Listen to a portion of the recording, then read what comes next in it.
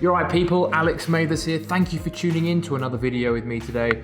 We are discussing, in very simple terms, the basic 5 steps of building a successful, thriving, freelance, service-based business. So this is for those of you who are an aspiring freelancer or service-based, client-based business person, or you currently have your own freelance business, or you want to be a coach. They all interrelate in terms of the main building blocks of what they're made up of. And I know that when looking into how to run a thriving freelancing business or how to set these things up, there can be a lot of conflicting and complicated information out there in the ether. And I wanted to put a video together to keep things simple, to give you the basic bare bones of how these things work and how to make them work in the most effective ways, the most thriving ways possible. Now, the first step to creating a thriving client-based business is to have a skill that solves a problem that certain types of people have. This could be providing web design services to create landing pages for people who want to market themselves online. It could be helping people reach their goals and dreams through accountability as a coach. You're going to need to think about what kinds of things you are able to help people with. Do a brainstorm, figure it out, think about your past, think about your strengths, and think about how you can help people. There are so many different ways that you might be surprised that you can help people through the skills that you have, through the things and experiences that you've picked up yourself in the past that other people need help with. So it's basically at the very basic level, you are solving problems in exchange for money. People are out there willing and able to pay people to help them with their problems. You've got to figure out how that might be packaged and do it in the most unique, effective way possible. So provide solutions to problems. The second aspect of building a thriving client-based business is to have an idea in your mind as to who you could help. So obviously in the first step we talked about solving people's problems.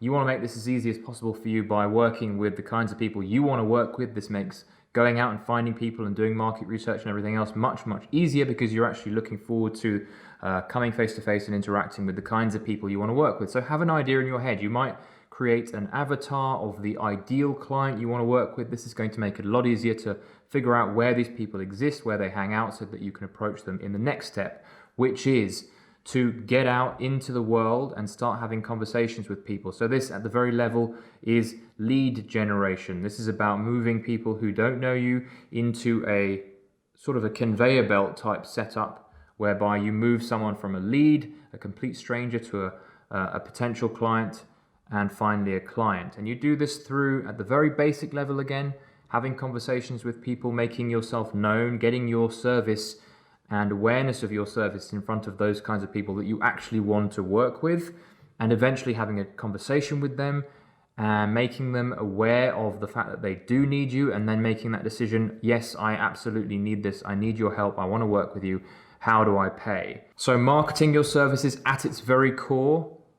Of course, there are hundreds of different ways you can bring people into your pipeline, so to speak, and get people aware of you. There's social media, there's all these tips and tricks and special technologies and things, but at the very simple core level, it is about going out into the world, finding the people you want to talk to, and having conversations with them that are helpful, that demonstrate your value, demonstrate your interest in that person. It's not about me. It's not about sell. It's about going out there and showing that you're interested in helping them, getting into those long, deeper conversations, ideally on the phone, and eventually making that sale an effortless sale, because you have given them so much value by then, that they are so interested in making it work with you longer term and having this interaction move forward. The fourth step is simply to provide a really high level of quality service. You want to be astonishing your clients at every step of the way. You want to make sure that people come away from working with you ranting and raving about how great you were, how useful and surprising you were at every given stage. So it could be in terms of just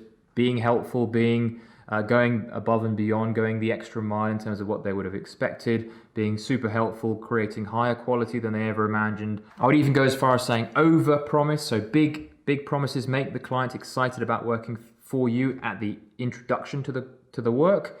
Over-promise and then over-deliver on that big promise. So this is all about motivating you to do incredible work and getting excited about the work, and then making your client, of course, excited at the outcome of that project, so that when they come away with it, they give you great reviews, they talk about you positively to other potential clients, and overall the service is fantastic. Fifth step is simply to repeat the process. So be aware of the need to continually bring in new clients through your pipeline if you're interested, or you need continual income coming through, which most of us do need. We don't want to be going through that feast or famine that comes about through only marketing yourself when you feel you need to market yourself. You want to be keeping this consistent. You want a steady stream of new clients coming through all the time. So keep the flow of putting yourself out there consistently.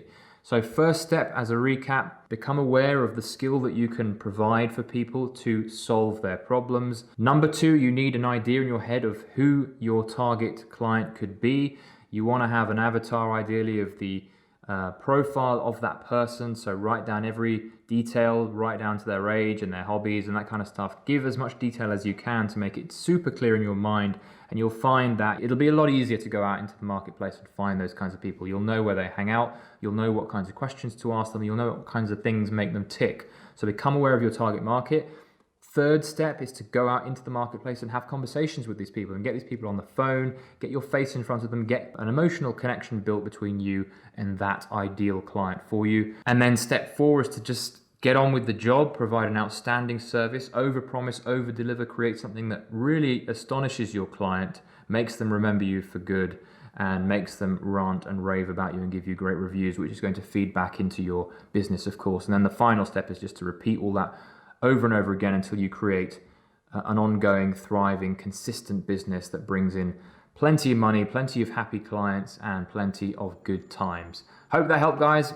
Do subscribe if this was useful to you. Do let me know in the comments below if you want to hear similar videos like this that really break down basic ideas about business and marketing to its core fundamentals. Let me know if you had any issues with what I was talking about. Would love to hear your feedback. Do like this video if you liked it, and I'll see you in the next one.